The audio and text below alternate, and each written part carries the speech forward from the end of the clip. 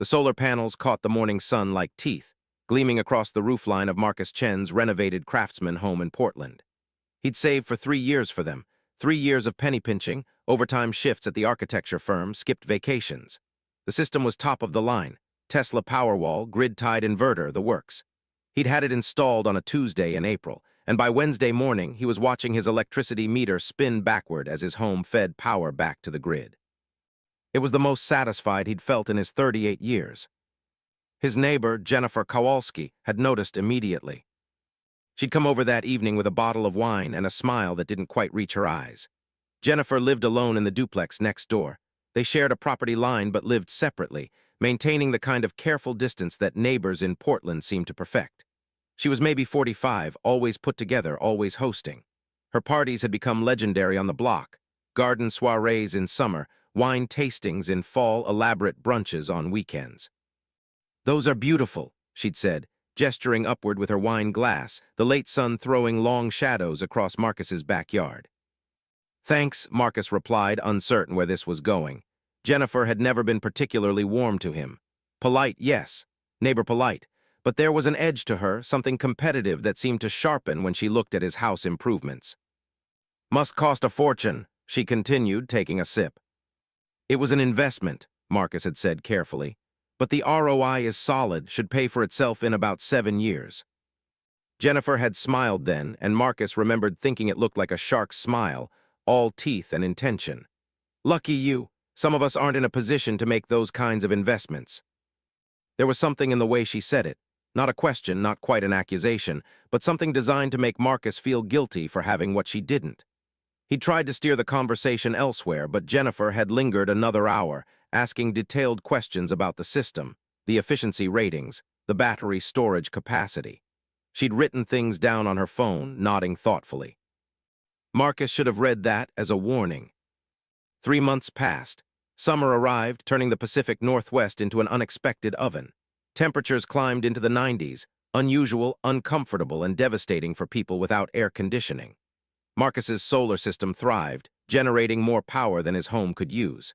He'd watch the Powerwall charge to full capacity by 2 in the afternoon, then feed energy back to the grid, offsetting his neighbor's use and earning him credits.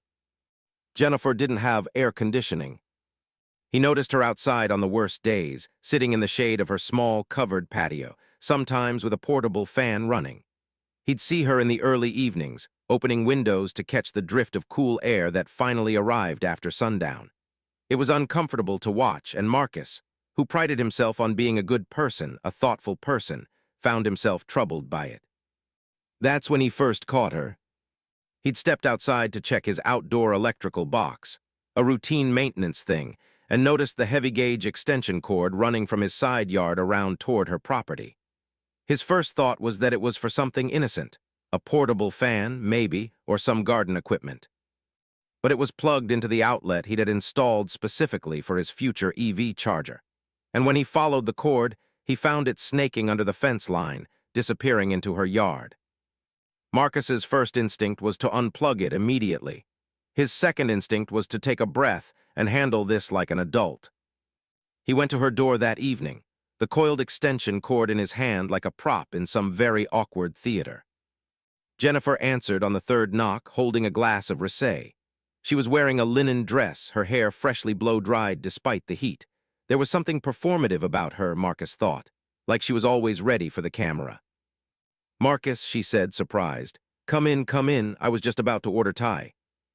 "Jen, I found this," he said, holding up the cord. "It's connected to my power outlet."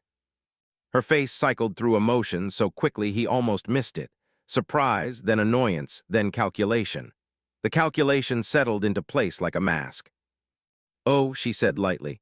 "Yes, I was meaning to talk to you about that. I'm running a small fan in my bedroom at night, just to cool things down a bit. I know I should have asked, but I was embarrassed, honestly. I thought maybe if I was discreet about it, I could just—" She paused, putting on a sheepish smile. "I'm sorry, that was inappropriate. I'll unplug it right now." The sincerity in her voice wavered slightly at the end, like she wasn't quite sure if she was playing this right. "It's connected to my solar system," Marcus said. "Every watt you pull is." "It's just a small fan," Jennifer interrupted, her voice taking on an edge. Surely you have enough solar power to spare. I mean, you're literally feeding power back to the grid. What's it to you if I cool my bedroom? Marcus felt his frustration rise. It's not about the electricity, Jen. It's about asking. It's about boundaries. It's about not wanting to share, she said flatly, with someone you think of as less than, someone who can't afford what you can afford. The accusation landed like a slap. That's not fair. Isn't it? Jennifer set down her wine glass with deliberate care. You built this gleaming solar installation so everyone could see how successful you are, how far ahead you are. And when your poor neighbor tries to just survive the heat, you act like I've committed a crime. You literally stole power from me without asking. I borrowed it. She stepped closer, and Marcus caught the sharp scent of her perfume. I would have paid you back in energy credits or money, or whatever arrangement we could have made if you'd just been generous about it from the start. Marcus wanted to argue, but something in her delivery, the controlled fury, the righteousness, made him hesitate. Had he been unwelcoming? Had he made it clear that he would have been happy to help if she'd just asked? Look, he said finally, trying to dial back the tension. I'm not trying to be difficult. You want to use my system, we can figure out what's fair, but you have to ask first. You can't just plug in without permission. Jennifer smiled then, that shark smile again. Of course, you're right. I apologize. Let me unplug it now and we can talk about this like adults. What if we met tomorrow evening? I'll bring dinner, we'll work something out. It was reasonable. It was so reasonable that Marcus felt immediately guilty for having been upset in the first place. That sounds good, he said. Tomorrow evening works. He left the extension cord in her hands and headed back to his house, telling himself he'd handled it well. She'd been embarrassed, caught, and had admitted fault. They'd work something out. Maybe he'd let her run her fan at night. The cost to him would be minimal, and it would be a kindness to his neighbor. Jennifer didn't show up the next evening. Instead, at 6:30, Marcus received a text. So sorry, got called into a work thing last minute. Can we rain check, maybe this weekend? He replied, sure, no problem. And when he went out to check his solar system that evening, the extension cord was once again snaking across his property, now plugged in and delivering stolen power to Jennifer's house. Marcus stared at it for a long time, anger and confusion warring inside him. Then methodically, he unplugged it again. He didn't leave a note this time. He just coiled it up and left it on his porch, visible and deliberate. The next morning, the cord was gone. Jennifer had collected it. And that evening at 7 o'clock, a new cord appeared. This one was heavier gauge, more professional. And when Marcus traced it, he realized she'd somehow connected it to the outlet he hadn't known was on the exterior of his house, an old outlet from the previous owners that he'd never used. This time he didn't unplug it, he did something else. He called an electrician and had the unused outlet capped. No power flow, no electricity. When Jennifer tried to plug in that night, there would be nothing there. But he'd done it quietly. He hadn't told her. He'd simply removed her access and said nothing. When he saw her 2 days later, she was pulling into her driveway with her car windows down, dark circles under her eyes visible even from across the property line. The outlet stopped working, she called out to him, pulling him toward confrontation he wasn't ready for. I had it capped, Marcus said. It was unsafe. An electrician confirmed it. It wasn't unsafe until you decided it was. She was tired, he realized. Not just tired from the heat, but tired in a deeper way. Her hair was in a haphazard bun and her clothes were wrinkled. This is really how you want to play this? We're neighbors, Marcus. We're going to be neighbors for years, and you're going to make a point by cutting off my access to cooling. You disconnected without asking me first, Marcus said, hearing how defensive he sounded. You've tried to plug in 3 times without permission when I said no.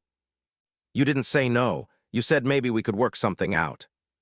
And then you snuck around and plugged in anyway. Jennifer's face flushed. I'm not sneak around. I'm trying to get through the summer without dying of heat stroke. My place doesn't have AC, Marcus. My apartment building's owner is a slumlord who won't fix it. So yes, I tried to use some of your free solar power that you're literally feeding back to the grid anyway. And yes, when you made it awkward and guilty-making, I kept trying because I was desperate, but that doesn't make me a criminal. Marcus felt something crack inside him. If you just asked. I did ask. I asked by using the cord. I asked by being honest when you caught me. I asked by trying to set up a meeting to discuss it. And every time I got pushback. So I stopped asking and just tried to survive. She turned away before he could respond, heading into her house and slamming the door. Marcus stood alone in his yard, the solar panels gleaming above him like a monument to his righteousness, and felt very much like a villain. That night he sat with his laptop and calculated. If Jennifer ran a small fan for 8 hours a night, the energy cost would be maybe $15 a month. Negligible. He felt foolish for having capped the outlet, aggressive in a way that made him uncomfortable with himself. He was ready to apologize to make it right. He drafted an email, then a text, then thought maybe he should go knock on her door in person. But before he could do any of it, Jennifer sent him a message. It was a photo of a flyer, printed and professional-looking. Garden party and summer soiree. Jennifer Kowalski invites you to celebrate. Saturday, August 15th, 6 p.m. Catered by Blossoming Roots. Wine and cocktails. Live music by the Amber Hour. In the backyard of 2847 Maple Street. The message accompanying it read, "Thought you'd want to know, hope you can make it, my apologies for the conflict, let's start fresh." It was gracious. It was an olive branch. It was also, Marcus realized with a sinking feeling, a very public event, the kind of thing where Jennifer would want to look successful, put together, abundant. The kind of event that required reliable power. Part of Marcus wanted to refuse the invitation, to stay locked in the cycle of conflict and coldness that seemed to have settled between them. But another part of him, the part that wanted to be a good neighbor, a good person, saw this as a chance to reset. He would go to the party. He would apologize for capping the outlet. They would work out a fair system for her to use some of his solar power. He would help his neighbor. What Marcus didn't know was that Jennifer had already begun making plans of her own. Jennifer's plan had taken shape over several sleepless nights, crafted during the hours when the heat made rational thought difficult but crystallized resolve into something sharp and manageable. She'd spent those nights researching, her laptop balanced on a pillow beside her bed, scrolling through YouTube videos and electrical DIY forums. She discovered that solar systems in their current iterations could be hacked, not hacked exactly, but accessed. Through the Wi-Fi-enabled monitoring systems, through smart inverters, through the carefully designed infrastructure that allowed homeowners to track their power generation in real time. That wasn't her target, though. Jennifer wasn't interested in hacking Marcus's data. She was interested in something far simpler and, in her mind, more justified: mutual use. What Jennifer had discovered was that extensions cords didn't have to be visible, didn't have to be obvious. What she discovered, through careful observation and strategic questioning of her uncle who worked in construction, was that there were ways to access power that didn't involve plugs and cords at all. She began making arrangements. On a Tuesday, while Marcus was at work, a contractor arrived at her place. Jennifer met him around the back, away from the street view, and they discussed the project. He was expensive, more expensive than she could comfortably afford, but he'd come recommended by her uncle, and he seemed unfazed by her request. "You want what?" he'd asked, cigarette hanging from his lip. "I want a small outlet installed on my interior wall," Jennifer had said, pointing to the shared wall between her house and Marcus's. "And I want the wiring to run through the foundation under our properties to connect directly to his solar outlet, not visibly, just under the ground through the existing utility trench." The contractor had whistled low. "That's not exactly legal, you know. That's utility theft, technically speaking." "He's my neighbor," Jennifer had said firmly. "We're working on an arrangement. I just need the infrastructure installed so that when we formalize it, it's already in place." This was a lie, and they both knew it. But it was the kind of lie that made business sense, the kind of lie that contractors heard every day in Portland, where property lines blurred and neighbors borrowed power and water and drainage without always going through official channels. "It'll cost you," the contractor said. "How much?" $2,000 minimum. Gotta dig, gotta run the wire, gotta install the outlets, gotta make sure it doesn't cause a fire hazard. Jennifer had the money, just barely. It was her emergency fund, the savings she'd been accumulating for a car repair that was probably going to become a larger car purchase before long. But she'd made a decision about what her emergency was, and it wasn't her car. It was her ability to survive the summer, and beyond that, her ability to prove something to Marcus. She wanted him to know what it felt like to be used the way he'd made her feel: small, grateful, dependent on his goodwill. "Do it," she'd said. The contractor had shown up at dawn on Thursday with equipment and 2 assistants. They'd worked quietly, digging along the foundation line, running heavy-gauge wire through conduit under the ground. They'd cut into both homes' exterior walls, small holes, discreet placement. By late afternoon, Jennifer had a new outlet on her interior wall, and it was connected directly to Marcus's solar system. She'd wired it with a small circuit breaker of her own, an inline breaker that would protect the system if anything went wrong. She'd had the contractor install it with her own meter on it, so theoretically, she could track her usage. Not that Marcus would be able to track what she took. The power would flow from his system directly to hers without passing through his monitoring equipment. It was elegant. It was also definitely illegal. "How much power can I safely pull from this?" she'd asked the contractor as he was packing up his tools. "At night, when his system's running off the battery, I'd keep it under 2 kilowatts. But honestly, if his system is monitoring his battery drawdown, he's gonna notice power leaving faster than it should be." "What if he doesn't have the monitoring app set up on his phone?" Jennifer asked. "What if he just checks the physical display once a week?" The contractor shrugged. "Then he might not notice for a while, depends on his habits." Jennifer had smiled at that. She knew Marcus's habits. She'd studied them over the past 3 months. He checked his system physically on Sunday mornings, walking out with his coffee to see the weekly readout on his display.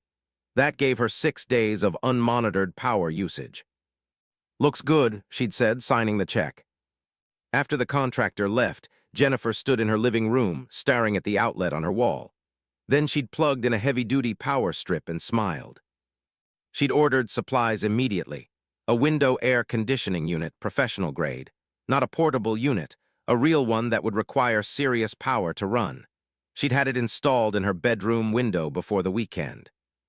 When she turned it on, it roared to life, and cold air had poured into her space for the first time in months.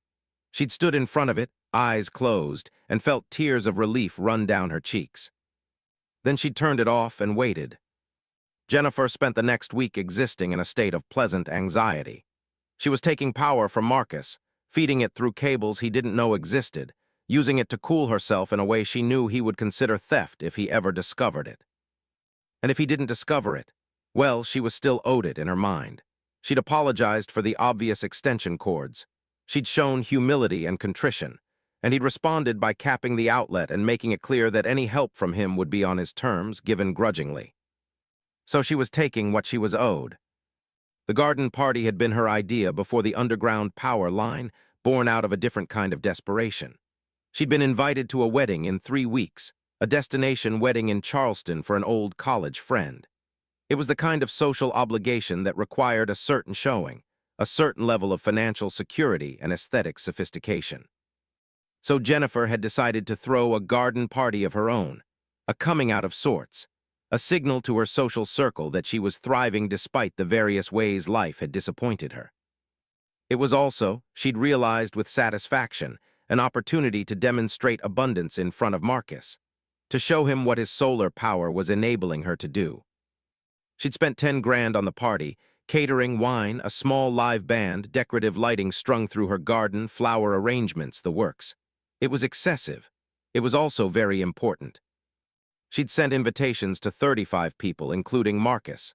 She'd meant the invitation kindly, or at least what her version of kindness looked like. A genuine olive branch, a return to normalcy, a reset. She hadn't anticipated that Marcus would say yes. But he'd texted back, "Thanks for the invite, I'd love to come and celebrate, and I want to apologize for the tension. See you Saturday." Jennifer had felt something complicated bloom in her chest at that text. It was triumph, yes, but also something else. Something that felt a little bit like guilt, though she'd pushed it down and focused instead on the logistics of the party. The party would run from 6 to midnight. The air conditioning unit would need to run for at least 6 hours beforehand to cool her space to the optimal temperature. Then another 6 hours during the party to maintain that coolness despite the crowd and the body heat and the bodies moving through her space. That was 12 hours of heavy-duty air conditioning, running on Marcus's solar power on his battery, on the system he'd scraped and saved for 3 years to install. The amount he'd never know he was providing free to make her look and feel successful. Jennifer had smiled at the poetry of it. She'd smiled and started making detailed party plans, and she'd tried not to think about what it would feel like if Marcus ever discovered what she'd done. Saturday arrived with clear skies and temperatures forecast to reach 94 degrees by evening. Perfect party weather. Perfect weather for an air conditioning unit to work overtime, draining a neighbor's battery into the single digits. Jennifer woke early, cleaned her house from top to bottom, and arranged the delivery of catering supplies. The florist arrived at 2, dropping off elaborate arrangements for the garden. The caterer set up a station on the back patio. The band arrived at 5 to do a sound check.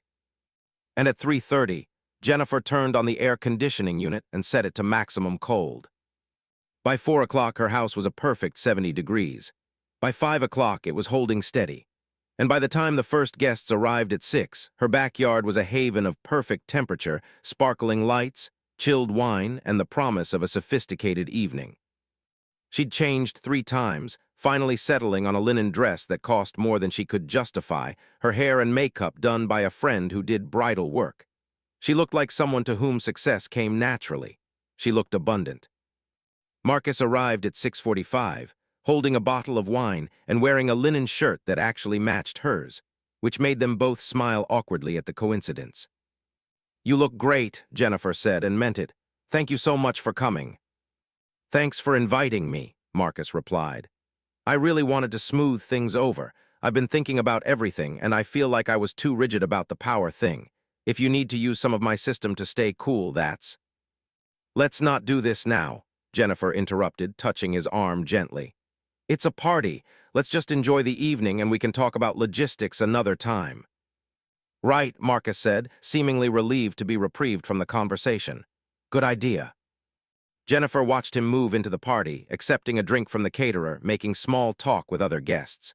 He looked uncomfortable, out of place among the more established social circles that Jennifer had cultivated. He was a good-looking man, she thought, but in a way that didn't quite read in this context. Too genuine, too worried about being liked. By 7 o'clock, her backyard was full of 30 people, all of them chatting and drinking and enjoying the perfect temperature. By 8 o'clock, the band had started playing soft jazz that made the whole evening feel sophisticated and abundant. And inside her house, the air conditioning unit was screaming, pulling 4 kilowatts per hour from Marcus's battery, draining it from its full capacity down toward empty. All the while he smiled and drank wine with her guests and had no idea what was happening. It wasn't until 9 o'clock that Jennifer received a text from an unknown number. "Hi, this is Tom from SolarEdge Support. Your neighbor Marcus Chen has reported an unusual power drain on his system tonight. We're conducting a remote diagnostic. Can you confirm whether you're running any high-draw devices on a shared circuit?" Jennifer's stomach dropped. She read the message twice, then 3 times. Then she deleted it, her heart pounding. Marcus was paying attention. Marcus had noticed. She excused herself from the party and went inside, looking at the time on the air conditioning unit's display. It had been running for 5.5 hours. She could turn it off now, claim it was broken, claim she'd had it installed yesterday and didn't know it was draining anything significant. But if she turned it off now, the house would warm up, people would notice, the party would be ruined. She could also leave it running and hope that Marcus was too distracted, too polite, too much of a good person to actually confront her about it at his own neighbor's party. Jennifer made her decision. She left the unit running and went back outside, smiling like everything was fine, like her heart wasn't hammering against her ribs, like she hadn't just realized that whatever happened next, things would be different after this night. At 9:30, Marcus stepped outside to take a phone call. Through the kitchen window, Jennifer watched him listen to someone, watched his face change, watched him understand in real time what she'd done. He came back inside at 9:45, found Jennifer by the wine table and smiled at her like nothing was wrong. "Great party," he said warmly. "Really fantastic, but I think I'm going to head out early, work emergency." "Oh no," Jennifer said, trying to read his face. "I'm sorry to hear that." "Yeah, these things happen," Marcus said easily. "But you enjoy the rest of the evening. This is really great what you've done here." He left at 10 o'clock, and Jennifer breathed again. She turned off the air conditioning at 11, once most of the guests had thinned out, and it wouldn't matter if the temperature began to rise. She helped clean up, said goodbye to the stragglers, and finally, at midnight, locked her door and sat in her dark living room. Her phone buzzed, a text from Marcus. "We need to talk about what happened tonight, tomorrow, my place, 10 a.m. Jennifer didn't sleep that night.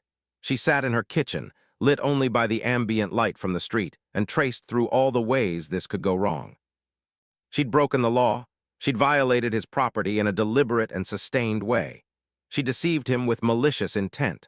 All the justifications she'd constructed, the heat, the unfairness, the righteousness of her position, seemed very small now, viewed through the lens of what she'd actually done. But it was also too late to undo it, and she wasn't sure she would, even if she could. So she waited for morning, and she waited for Marcus to make his choice about what came next. Marcus had known something was wrong the moment his phone buzzed with the SolarEdge alert. His battery had been dropping at a rate that didn't match his usage pattern, couldn't match his usage pattern. He'd checked his monitoring app from the party, standing outside Jennifer's yard with the glowing numbers confirming what he'd suspected. Power was leaving his system faster than it should be. He'd called the SolarEdge support line, and they'd been apologetic and useless. Could be a monitoring error, they'd suggested. Could be a hardware malfunction. We'd recommend scheduling a technician to come out. But Marcus knew what it was. He knew before the technician would have confirmed it. It was Jennifer. It had to be Jennifer. The question was how. He'd left the party, made his excuses, and driven home with his mind running through possibilities. Extension cords were out. He'd checked the obvious places. But what if she'd had someone install something more permanent? What if she'd gone to the trouble of actually wiring into his system? He'd spent the evening in his garage with his system's technical manual, tracing circuits, checking connections. By 2 in the morning, he'd found it, the supplementary line running underground from his property to hers. He'd followed it as far as he could, realized what must be on the other end. She'd had an electrician install a permanent power line. She'd been stealing from him with intent and sophistication. He'd showered, changed clothes, and waited for 10 o'clock with a kind of cold fury that he'd never experienced before. Not hot anger, cold, clear, systematic anger that had a plan behind it. Jennifer arrived at his door right on time, which he found infuriating. She was still in yesterday's linen dress, looking worn and tired and guilty in a way that suggested she'd been up all night. "Come in," Marcus said, stepping aside. She entered his house like she was walking into a courtroom, her posture stiff and defensive. "I found the line," Marcus said without preamble. "The one you had installed, running from your house to mine, connected directly to my solar system." Jennifer's face went very still. "You had an electrician do it," Marcus continued. "Probably sometime this week when I was at work.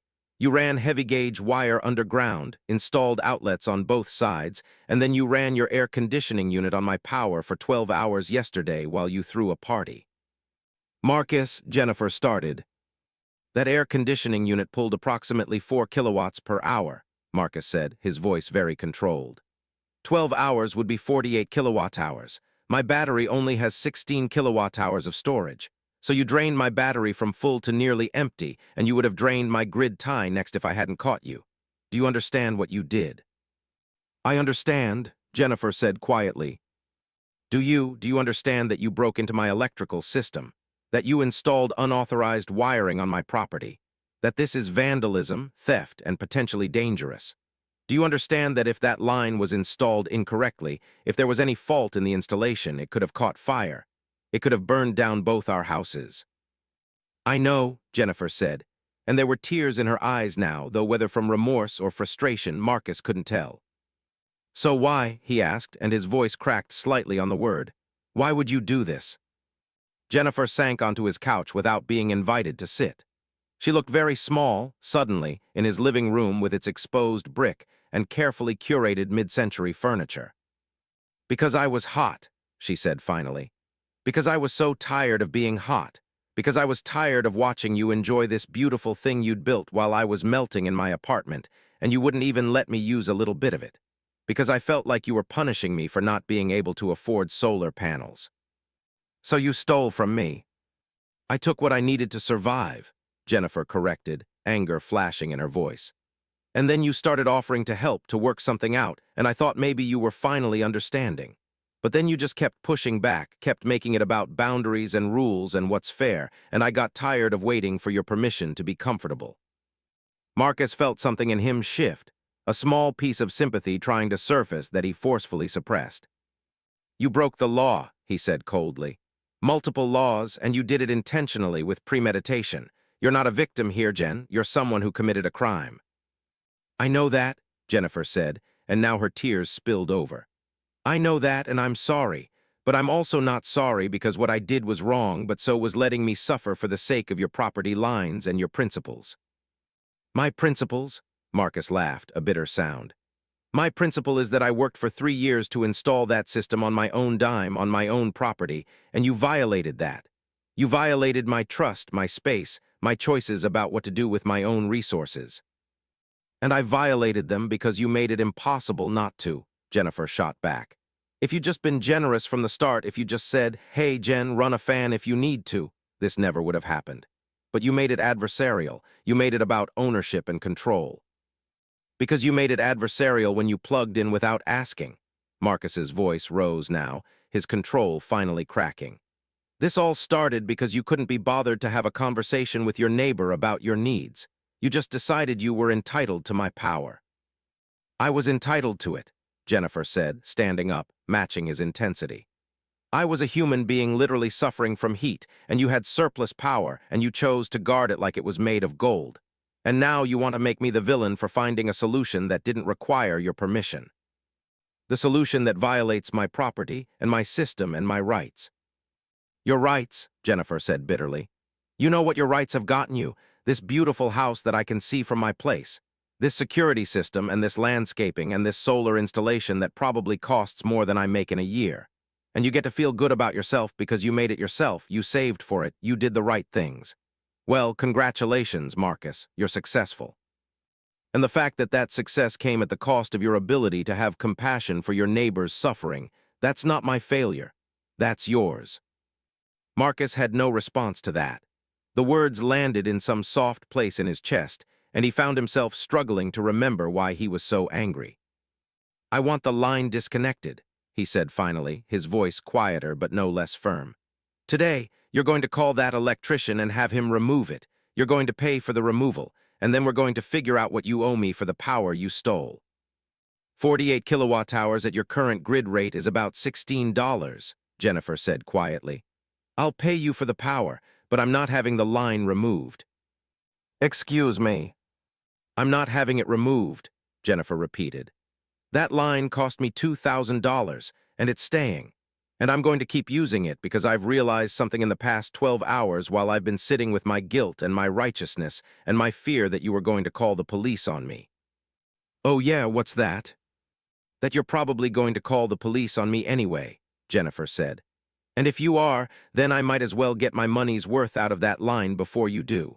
And if you're not, if you're going to be merciful and let this slide, then I deserve access to some of your power as an apology for being so heartless about a neighbor's suffering. That's not how this works, Marcus said incredulously. You don't commit a crime and then refuse to undo it and expect the person you victimized to just accept that. Actually, Jennifer said, that's exactly how it works when the person I victimized is too moral and too worried about being perceived as cruel to actually report me to the authorities. And we both know you won't, because you're going to see my perspective eventually. You're going to feel guilty about making me suffer. You're going to convince yourself that sharing was the fair thing all along. And then we're both going to move forward and pretend this was a learning moment about community and generosity. She was right, they both knew it. And that knowledge, that certainty on her face, infuriated Marcus more than the theft ever had. Get out of my house, he said. Jennifer stood, collected her purse, and moved toward the door. She paused at the threshold. I'm sorry for how I did this, she said. I wish I hadn't needed to, but I'm not sorry for doing it. And I hope eventually you won't be sorry either. Not for helping, just for how long you made me wait for it. She left, and Marcus was alone with his anger and his powerlessness, and the cold certainty that she might actually be right about what came next. Marcus spent the next week in a state of suspended animation, moving through his days in a fog of indecision. He went to work, he smiled at colleagues, he fielded a minor crisis with a client's building design. He came home, He looked at the supplementary line that still ran from his house to Jennifer's, and he made no decisions. He should call the police. That's what any rational person would do. Jennifer had committed vandalism, theft, and violated his property. She'd admitted it. She'd threatened to continue doing it. The law was clear. She'd broken it. But Marcus had never called the police on anyone before. The idea of being the reason his neighbor was arrested, of being the person who put her in the criminal justice system, created a kind of paralysis. He texted his best friend, David, a detailed account of what had happened, and asked for advice. David's response came in the form of a 3-hour conversation over beers that evening, at a bar 3 miles from either of their homes. "Call the cops," David said immediately. "This is open and shut. She broke into your electrical system. She's threatening to continue stealing from you. That's literally textbook." "She was suffering," Marcus said weakly. "She was genuinely struggling with the heat." "And that justifies crime?" David looked incredulous. "Come on, man. She's making you feel guilty for something you didn't do wrong. You installed a solar system on your own property. You have no obligation to share it with anyone." "But I could have shared it," Marcus said. "I could have been generous about it. Instead, I was rigid and defensive and—" "Protective of your property," David interrupted. "Which is not a crime, and it's not wrong. Look, I get that you have a guilt complex about being more successful than your neighbor. That's emotionally mature or whatever. But the correct response to that guilt is not to let people steal from you." "But what happens if I call the cops? She goes to jail. She has a criminal record. Her life gets worse." "Her life got worse because she made bad choices," David said flatly. "That's not your responsibility. You're not responsible for her circumstances." Marcus wanted that to be true. He wanted to believe that Jennifer's suffering was not connected to his choices, his property, his prosperity. But the line, the literal underground line she'd run to his house, seemed like a physical manifestation of their connection, whether he wanted it or not. "I don't know," he said finally. "Well, you better figure it out," David said. "Because if you let this slide, she's going to keep doing it. And if you wait too long to report it, you look complicit. You look like you were okay with it." Marcus went home that night and did something he'd been avoiding. He actually read the full terms of his solar agreement, the insurance documentation, the fine print about system integrity. If an unauthorized power draw damaged his equipment, his warranty could be voided. If there was a fire risk from improper wiring, he could be liable if someone was injured. The more he read, the more he understood that Jennifer's line represented actual ongoing risk, not just to his property, but to hers, to the neighborhood. It wasn't just about theft, it was about safety. On Thursday night, Marcus drafted an email to Jennifer. He deleted it and rewrote it 4 times. The final version read, "I've thought about what you said, and I've also thought about the safety implications of your installation. I'm going to offer you a choice. You have the line professionally removed, and we work out a fair energy-sharing arrangement going forward, or I report this to my insurance company and to the police. I want to do the first option. I really do. But I need you to meet me halfway." He sent it at 11 p.m. and immediately regretted the timestamp, worried it made him seem unstable or reactive. Jennifer's response came back at 6 a.m., which suggested she'd been awake all night. "I'll have the line removed and replaced with a legitimate power-sharing setup that we go through proper channels for. I'm sorry for taking it this far. I was scared and I made bad choices. Let me undo them." It was exactly what he wanted to hear. It was also so perfectly the right thing to say that it made Marcus suspicious. He called an electrician, not the one Jennifer had used, but a different company, and they came out on Saturday morning to assess the underground line. The electrician, a woman named Sarah in her 50s, whistled low when she saw the installation. "That's actually decent work," she said. "Whoever did it knew what they were doing, but there are a couple of areas where it could become problematic. There's no conduit in one section, just wire in the dirt. If someone's digging for anything, that could tear. And the outlet installation on your side isn't quite to code, have the proper breaker configuration." "Can you remove it and replace it with something legitimate?" Marcus asked. "Sure, but it's not cheap. If she wants a legitimate tie into your system, we're talking $1,500 to do it right. And then your insurance company is probably going to want to sign off on it. And honestly, they might not. A lot of insurers get weird about shared systems between properties." Marcus sighed. What would be the cheapest legitimate option? You could run a separate circuit from your house to hers, Sarah said. Like, literally an extension cord in a weatherproof conduit above ground that she can plug devices into. Code compliant, legitimate, visible. Cost maybe $300 to do it properly. Or you could have us put in a proper outlet on the exterior of your house with its own breaker, and she uses a regular extension cord from there. Same price, much cleaner. Do the outdoor outlet, Marcus decided. Put it on the side of my house facing hers. Sarah raised an eyebrow. You sure? That's like announcing to the world that your neighbor has power access to your house. Yes, Marcus said, I'm sure. Sarah removed the underground line that afternoon, disconnecting the illegal wiring and capping off both sides. It took her 4 hours and cost $800. She also installed a new weatherproof outlet on the exterior of Marcus's house, wired it to its own circuit breaker, and tested it thoroughly. There you go, she said, showing Marcus the new setup.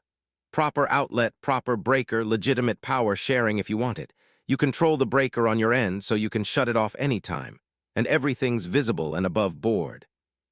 After she left, Marcus stood in his yard and looked at the new outlet. It was honest. It was visible. It was a statement. His neighbor could use his power if she wanted to, openly with his knowledge. It was also a statement that felt like giving up. He'd fought Jennifer over boundaries and property rights and the principle of permission. And now he'd installed an outlet that said, "Here, take whatever you need, as long as I can see you taking it." He called Jennifer that evening. It's done. The line is removed. There's a new outlet on the side of my house, and I've assigned it its own breaker. You can use it whenever you need to. No permission necessary, but it's visible, and I can turn it off on my end if there's an emergency. Thank you, Jennifer said, her voice thick with emotion. Thank you so much, Marcus. I really am sorry for everything. I'm going to use it responsibly, I promise. We should set up a system, Marcus said, hearing the weariness in his own voice. Like figure out what's reasonable usage, what you're paying me back, what the arrangement is going to be going forward. We should, Jennifer agreed. Can we do this next week? I'm emotionally exhausted, and I think we both need some space. After they hung up, Marcus sat on his back porch and looked at the new outlet, glowing slightly in the evening light like a symbol of compromise, of surrender, of the complicated ways that proximity to others required sacrifice. He'd won the confrontation but lost the battle. He'd prevented Jennifer from secretly stealing his power, but only by agreeing to let her use it openly. He'd protected his property by compromising the principles he'd fought for. And Jennifer? Jennifer had gotten what she wanted all along: access to his solar power, the ability to cool her home, the knowledge that her neighbor had ultimately been generous enough to share. She just had to get a little creative to make it happen. 3 weeks passed. The weather cooled as August shifted into September, and the urgent desperation of Jennifer's need for air conditioning faded into a more manageable request for occasional evening comfort. She used the outlet on his house sparingly, a window unit running for 3 or 4 hours most evenings, nothing excessive. Marcus, surprisingly, found he didn't mind it. The usage was minimal, costing him maybe $20 a month in lost solar credits. And there was something almost peaceful about the knowing, about having a neighbor who needed something from him and being able to provide it transparently, without secrets. They'd established the arrangement on the following Tuesday. Jennifer had come over with a bottle of wine and a check for $16, payment for the energy she'd stolen before. They'd sat at his kitchen table and worked out the details with a kind of careful civility that suggested they were both trying not to remember the anger. "What if I gave you $40 a month?" Jennifer had suggested. "That's probably more than I'd use, but I know there are inefficiencies and everything, and I want to make sure you feel fairly compensated." "That's more than fair," Marcus had said, though he would have said yes to anything at that point. He was relieved. He was also exhausted by the whole thing, by the anger, by the guilt, by the negotiation. "And I'm looking at units for the rest of the year," Jennifer continued. "Better insulation, blackout curtains, a portable AC unit instead of the window unit that requires more power. I don't want to be dependent on your system. I want to make this work for both of us." It was all the right things to say. And Marcus believed her mostly, though a small part of him would always be watching for the next transgression, the next boundary-testing moment. Life settled into a new normal. Marcus would watch his solar usage, and he'd see the gentle draw from Jennifer's occasional electricity use. Some evenings, he'd see her through the gap in the fence, sitting outside with a small fan running or moving through her house with the kind of relief that came from relative comfort. It wasn't the outcome he would have chosen, but it was manageable. And then, 6 weeks after the party, Jennifer called him with an offer. "I'm going to Chicago for a work conference," she said. "3 weeks starting next week. My place will be empty. I was wondering if you might want to keep an eye on it. Check that nothing's happened, maybe water the plants." It was a trust-building gesture. It was also, Marcus suspected, a way of testing whether he'd actually moved past his anger or was still waiting for the next incident. "Of course," he said, "I can check on things for you." "I really appreciate it," Jennifer said warmly. "And while I'm gone, you should feel free to reduce my outlet's breaker capacity if you want, just for the time being so you're not concerned about any issues while I'm away." It was a gesture of submission, a way of saying, "I understand why you don't fully trust me yet." Marcus appreciated it, but he also found it unsettling. He didn't reduce the breaker. Instead, he left everything as it was, a small test of his own faith that Jennifer would respect the boundaries they'd established. The first 2 weeks of Jennifer's absence were quiet. Marcus checked her property every few days, watered her plants, made sure nothing was amiss. Her place was neat and tidy and empty, a portrait of her organized life. The second Saturday of her trip, something shifted in Marcus's mind. He was standing in his garage, looking at his solar system's monitoring display, seeing the steady generation and storage of power, and he found himself thinking about Jennifer's desperation at the beginning of summer. He thought about her sitting on her back patio with a hand fan. He thought about her mentioning the building's owner refusing to fix the air conditioning. He thought about the sheer exhaustion of not being able to regulate your environment, of being too hot for too long with no relief in sight. It made him angry, not at her, but at the circumstances that had driven her to such desperation. What if he'd just said yes from the beginning? What if, when she'd approached him with the extension cord, he'd said, "Sure, run a fan if you need to, just let me know how much power you're using"? None of this would have happened. And lying beneath that thought was an uglier one. What if his need to be right, his need to enforce boundaries, his need to protect his property from someone he perceived as less deserving, had been the problem all along? Marcus did something he'd been avoiding. He looked up the local tenant rights organization and learned that landlords in Portland were indeed required to provide functional air conditioning in rental units. He learned that if Jennifer's landlord was refusing to fix her AC system, she had legal recourse. He called Jennifer in Chicago. "Hey, I was doing some research about tenant rights, and I found something that might help with your air conditioning situation.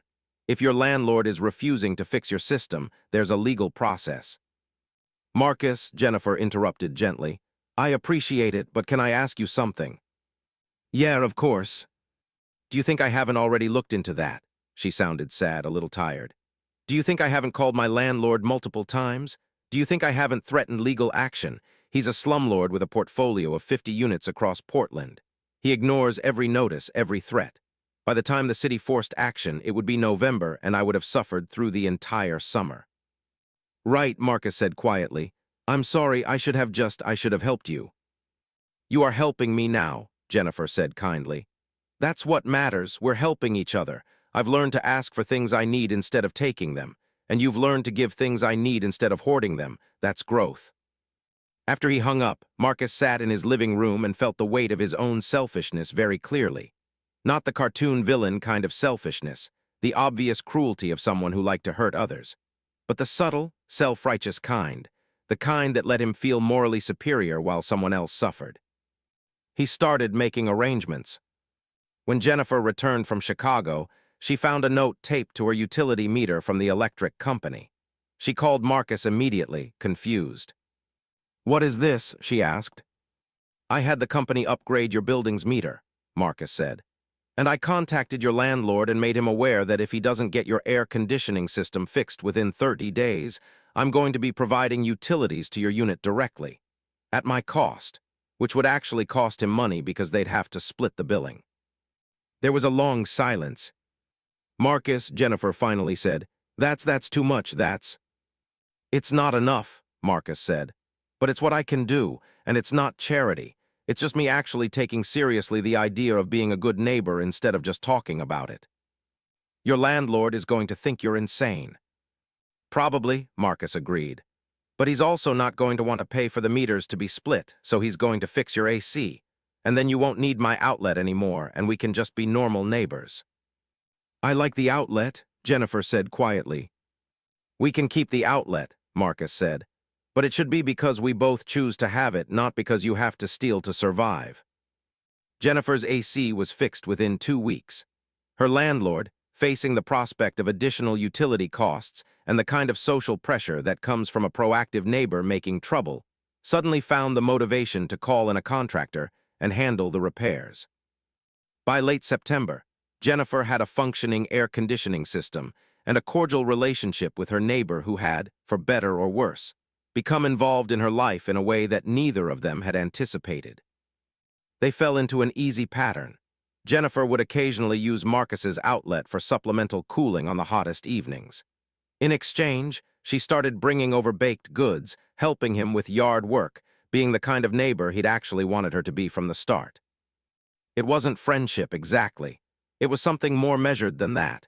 It was two people who had violated each other in different ways and had found their way to a kind of peace.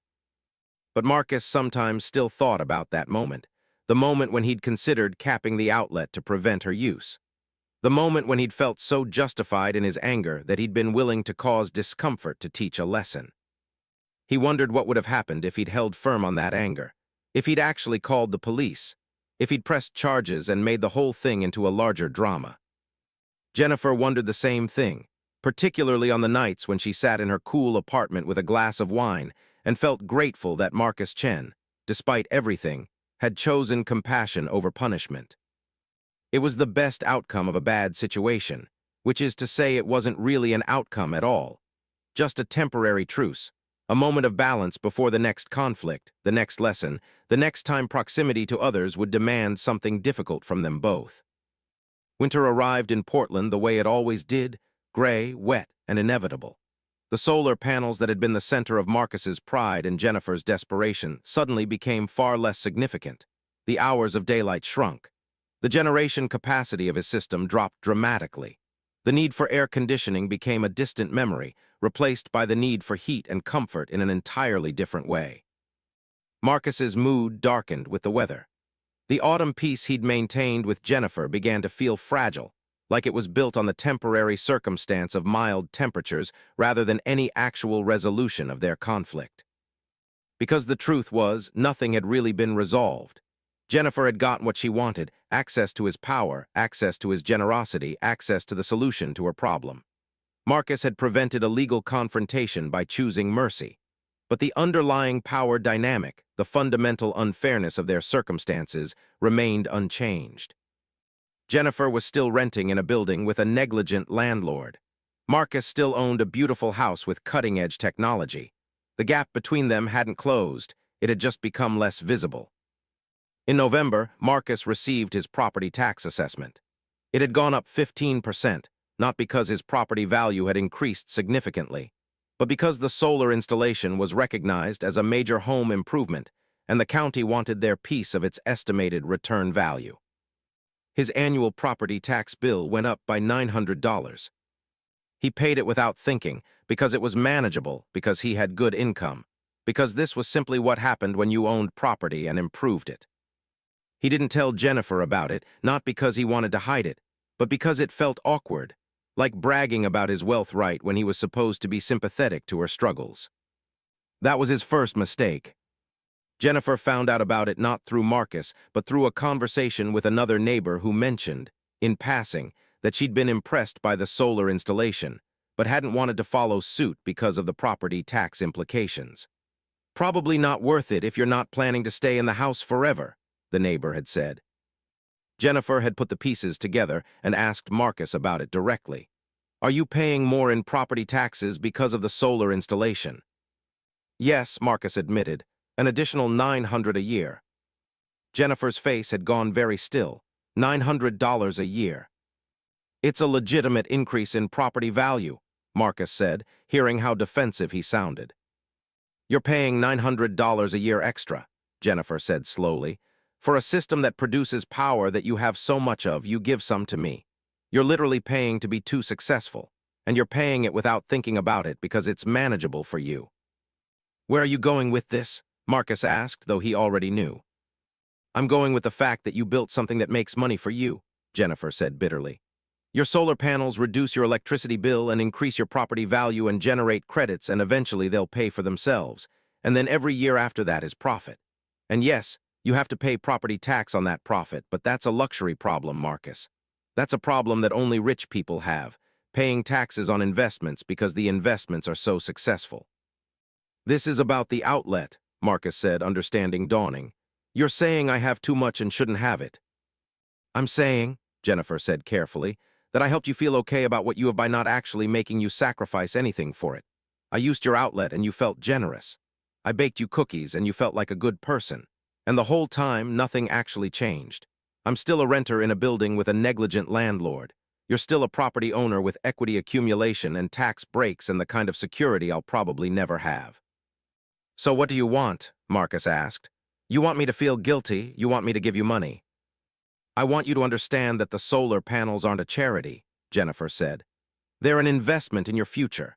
And my job, my role in your story, is to make you feel generous about your investment while I stay stuck where I am.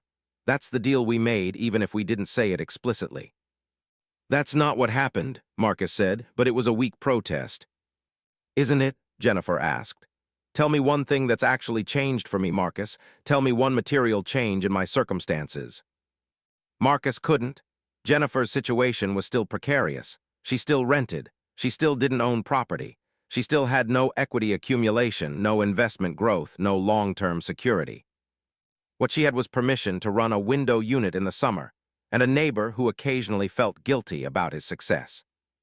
I think I need to move, Jennifer said suddenly. I think I need to get out of Portland and try somewhere with lower rent, better landlord protections, somewhere that I might actually be able to save enough to eventually buy something. Don't do that, Marcus said, surprised at how much the idea of Jennifer leaving bothered him. We can figure this out. Figure what out? Jennifer asked. Marcus, there's nothing to figure out. You have what you have, I have what I have. We can be friendly about it, but that doesn't change it. After she left, Marcus sat in his house surrounded by the physical manifestation of his success. The good furniture, the well-maintained walls, the visible abundance of someone who'd made the right choices, and felt very much like he was failing at something important. He called David again that evening. I'm thinking about something, he said, but I need to know if I'm crazy. Try me, David said. What if I helped Jennifer buy a house? Marcus asked. What if I co-signed a loan or helped with a down payment or something? There was a long silence on the other end of the line. That's a terrible idea, David said finally. For a million reasons. First, you're not responsible for solving her problems. Second, you're going to create financial entanglement between you. Third, she's going to end up resenting you for it because it will highlight the power imbalance. Fourth. Okay, Marcus interrupted. What if I didn't do it as charity? What if I did it as a business arrangement? Like I help her buy property and in exchange I get a percentage of the appreciation. That's just a business deal at that point, David said. Which is fine, but it's not charity and you shouldn't frame it as helping her. You'd be investing in her future because you expect a return. But she'd get property, she'd have equity, she'd have the same kind of security I have. Sure, David said. And you'd be her landlord essentially, which might work out great or might blow up spectacularly. After they hung up, Marcus spent the evening researching property markets in Portland. He looked at starter homes in neighborhoods Jennifer might afford, ran numbers, looked at the housing market's trajectory. He realized fairly quickly that he could afford to help Jennifer buy a house. It would require him to be intentional and perhaps a bit financially creative, but it was possible. The question was whether he should. Part of the question was he doing this because it was genuinely kind, or was he doing it because he wanted absolution? Because he wanted to feel like a good person? Because he wanted to erase the earlier tension between them? He realized he didn't know. So he did something he'd learned to do over the previous months. He was honest. He called Jennifer and asked her to coffee. They met at a small cafe 3 miles from either of their homes, neutral territory. I've been thinking about what you said, Marcus began. About nothing changing for you, about me essentially investing in my future while you stay stuck, and I wanted to ask you something. Okay, Jennifer said cautiously. If I helped you buy a property, Marcus said, not as a gift, but as a business arrangement where I'd get a percentage of the equity or appreciation or something, would you want that? And before you answer, I want you to know that I'd only do it if it made financial sense for both of us, not out of guilt. Jennifer stared at him. That's a huge question. I know, Marcus said. Take your time. Why would you do this? Jennifer asked. And don't say it's because you want to help. I know you want to help, but why financially entangle yourself with me? Why not just move on and let this be something that happened between neighbors? Because I think, Marcus said slowly, I was wrong. Not about the boundary setting, not about protecting my property, but about the refusal to see that your situation is precarious in a way mine isn't. And because I realized that I spent years building something for my future and you've been surviving in your present, and that's not fair. And because maybe, he paused, maybe I want to know you better and I want to build something more than just cordial neighborness. Not romantic, he added quickly, seeing her face shift, but something real. Jennifer was quiet for a long time.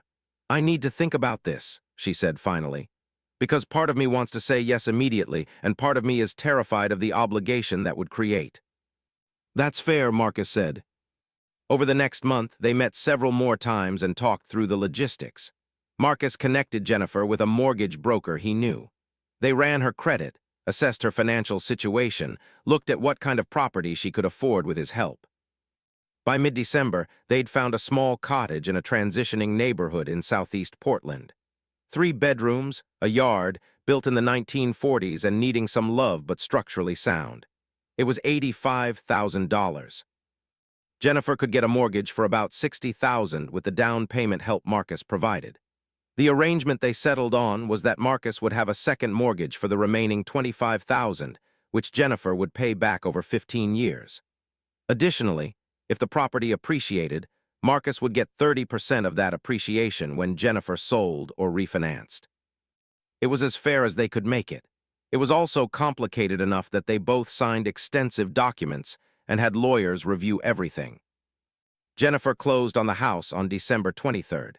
She and Marcus stood in the empty living room with the winter light coming through the bare windows, and she cried.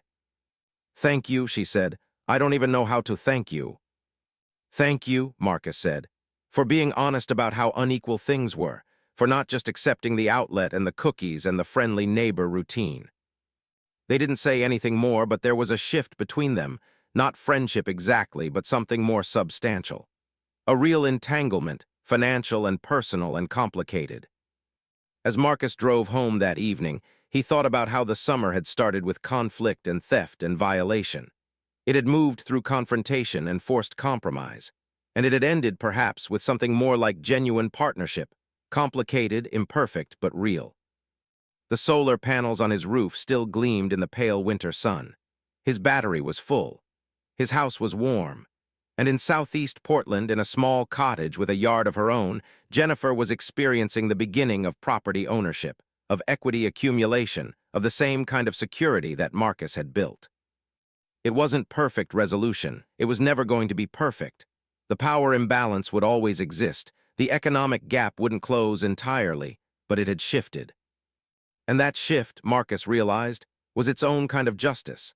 Not the punishment Jennifer might have deserved for her theft, not the vindication Marcus might have claimed by pressing charges, but something messier and more real. 2 people acknowledging that proximity created obligation, and obligation created the possibility of something genuine. Winter deepened, the rains came, the days grew shorter. And in the quiet between Marcus's house and Jennifer's new cottage, something that had started as violation slowly transformed into something that neither of them had anticipated. A relationship built on honesty, on shared responsibility, on the recognition that generosity required both giving and accepting, and that sometimes the hardest part wasn't the giving at all. It was learning that you weren't meant to walk through the world alone, and that sometimes the person who transgressed against you could also teach you something about your own shortcomings. It was learning that boundaries could be firm and compassion could still exist in the same moment. It was learning what it meant to live alongside another human being with integrity and honesty, and the commitment to see each other as fully dimensional people, not just neighbors in a property dispute. The solar panels kept generating power, the outlet kept providing access, and between the two houses, something had shifted that wouldn't shift back. Not redemption, neither of them believed in that kind of simple narrative. But something closer to truth, the messy, complicated, difficult work of actually seeing someone else and choosing, consciously and repeatedly, to be generous.